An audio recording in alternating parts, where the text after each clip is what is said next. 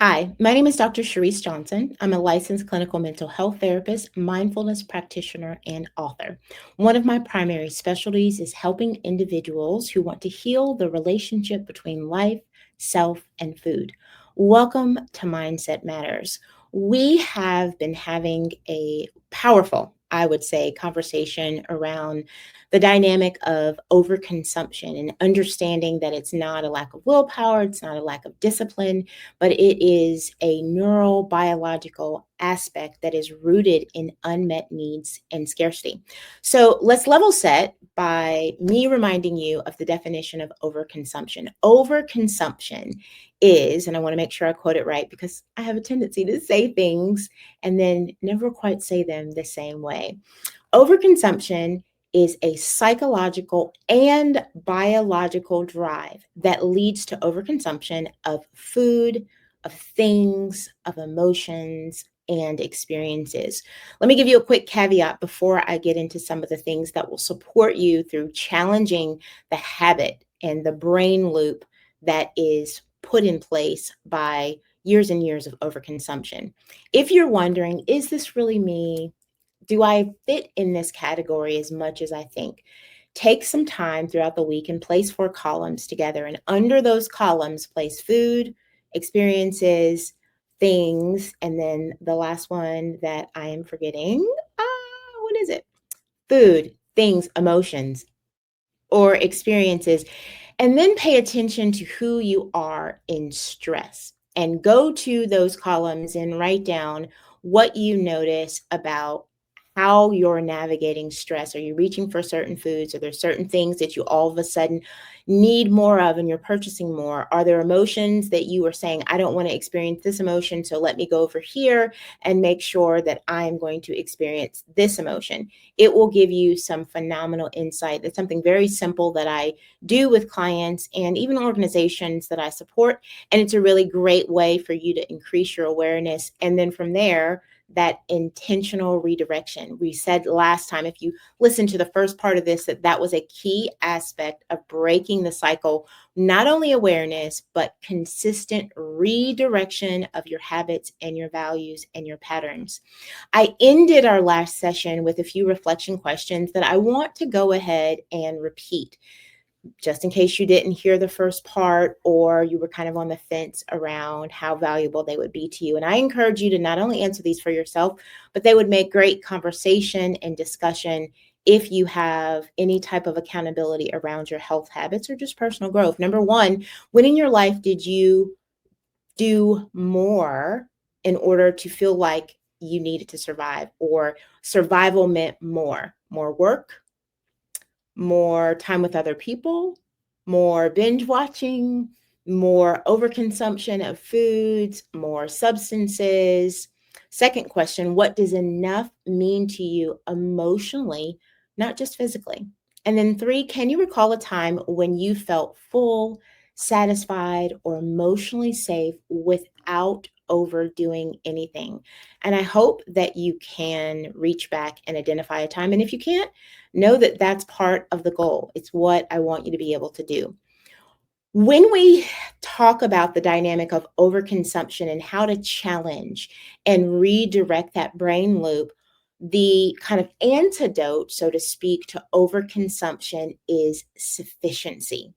And sufficiency isn't just a mindset, it's not just an affirmation or a belief, it is an embodied experience of allowing your nervous system to settle into a space and a breath and an existence where you can allow yourself to feel satisfied without believing that you need to do more in order to get there.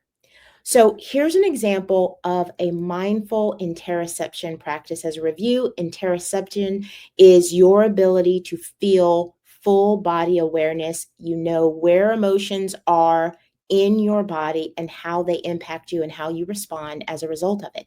So here's what I want you to do. This is a mini body and emotion scan. Sit quietly and ask yourself these 3 questions. Where do I feel emptiness right now? What would help me feel emotionally full? And how hungry am I physically and or emotionally? And then I want you to rate your physical hunger on a scale of 1 to 10, 1 being the lowest, 10 being the highest, and your emotional hunger on a scale of 1 to 10. This helps you learn the difference between hunger and hollowness. And hollowness is definitely a more emotional and psychological state where there's an emptiness that we are looking to fill, and food and substances and people and experiences have become a counterfeit. This is a great tool to use at the beginning of the day, before and after meals, specifically before you are going to engage or react to something that has been a stimulus for a certain craving, is to sit back and go, what's really happening to me? What am I really hungry for? Do I actually have signs of physical hunger, or is what I'm experiencing an emotional hollowness and I don't feel like I have the capacity to address it? And so I'm turning to things outside of me to do an inside job. There's also the element of how do you rewire the brain for sufficiency? So here are 4 tangible ways that you can work on this. Number 1, name the need. Is the craving about nourishment or nervousness? Number 2, pause the pattern. So give yourself a 5-minute pause before you act on whatever you're craving. And remember that craving in our discussion isn't just about food cravings, but cravings to reach out, cravings to return to an old habit or an old relationship that you know is no longer good for you. That can also be a great example. Number 3, replace the ritual. So redirect to a ritual of sufficiency. That could look like stretching, sipping tea, or saying an affirmation. And 4, anchor to the present. Remind yourself, I have enough right now and I am enough. The brain follows what we repeat. So the more we practice sufficiency, the stronger our internal signals become. Moving away from overconsumption being a driving force for you and in your life is a practice. It is learning how to affirm that you are enough, and the things that you are doing and the way you're doing them is also enough, regardless of what anyone else may think. Your internal narrative is what we want to strengthen. Here are a few daily affirmations for sufficiency. 1, I trust my body to tell me when I've had enough. And our body will tell us long before we hit that place of overwhelm if we choose to listen. Another one is my value isn't tied to what I consume or control, especially considering we know that control is a myth. And then I release the lie that more is always better. Here's how you can bridge all of this awareness into action. I want you to choose one daily practice to help you rebuild sufficiency. Pause before you're eating, check in with your hunger scale, say an affirmation, and then reflect on one area of your life where you're seeking more, and then explore the real need that's beneath it, and an optional journal prompt that you can use after the session. If I stopped chasing more, what part of me would need to heal? And that might be a little scary to come to terms with, but it can be one of the most valuable things we can do to be honest and to really lean in to our truth. Closing quote. Healing the more mentality is not about having less. It's about remembering your worth was never measured by what you consume, but by what you carry within.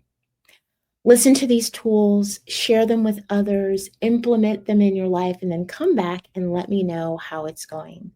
I always want to leave you with a reminder that you are enough and how important it is to take these areas and these pieces of your life and implement them and really carve your path into healing and sufficiency.